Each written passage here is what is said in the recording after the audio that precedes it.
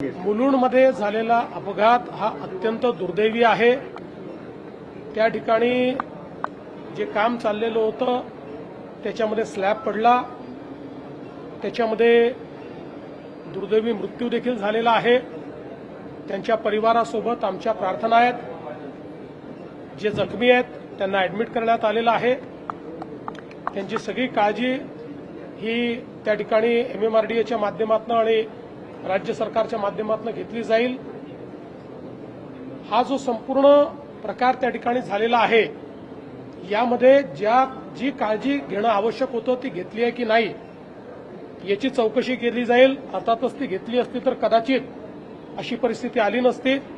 याला कोण जबाबदार आहे त्यांच्यावरही कारवाई केली जाईल आणि तात्काळ जिथे जिथे काम चाललेलं आहे तिथलं सेफ्टी ऑडिट करून त्या ठिकाणी अशी घटना घडणार नाही या प्रकारचा प्रयत्न केला जाईल।